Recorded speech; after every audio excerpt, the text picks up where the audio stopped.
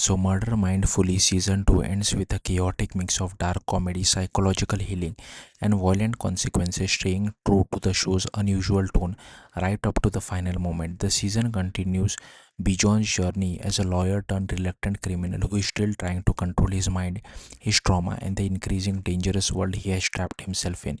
The story picks up after the events of the first season, with Bijon once again spiraling, this time during a family vacation in Austria. Hoping to recreate a peaceful child memory, he instead becomes triggered by a small incident at a restaurant, which sets off a disturbing chain of thoughts and action. Realizing he's losing control again, Katharina urges him to return to therapy with Joska Bretner. Through these sessions, Bejon begins uncovering the truth about his childhood. What he believed to be a happy memory is revealed to be something he distorted over time. In reality, his parents were emotionally neglectful, and this unresolved trauma shaped much of his adult behavior. Bretner pushes him to reconnect with his inner child, forcing him to confront the version of himself that never felt seen or protected. Armed with this new psychological understanding, Bijon starts behaving differently, sometimes unpredictably. He allows himself to act on impulses he once suppressed, believing it is part of healing. But this lack of control pulls him deeper into danger as old criminal ties resurface. The situation escalates when Boris, a major figure from his past, re-enters the chaos.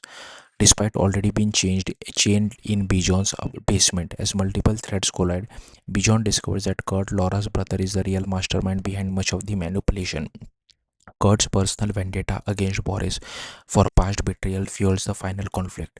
In a darkly comedic yet tense sequence, Bijon and Sasha trapped Kurt and Boris in the basement and forced them into a twisted standoff before ultimately sealing them inside and leaving their fate unresolved in the most morally questionable way possible.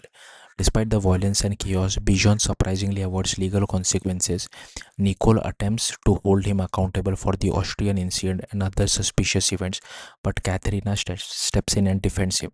Their complicated history softens into understanding, and Katharina ultimately helps Bijon escape full punishment.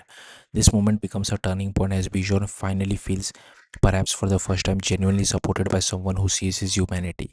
In the final stage, Bijon reflects on everything he has been through and speaks with Bretner about accepting his younger self. He acknowledges that healing does not come from denying his past but from finally understanding it. This acceptance marks a strange but meaningful emotional resolution for a character who has spent his life running from his own mind. The ending suggests that Bijon has not become perfect or fully fixed, but he has finally reached a fragile sense of peace. His trauma has not disappeared, but he has learned how to live with it instead of letting it control him completely.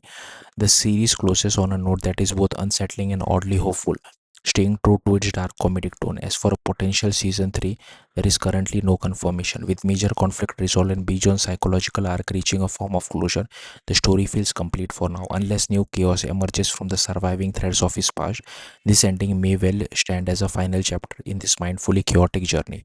Thank you for watching. Bye.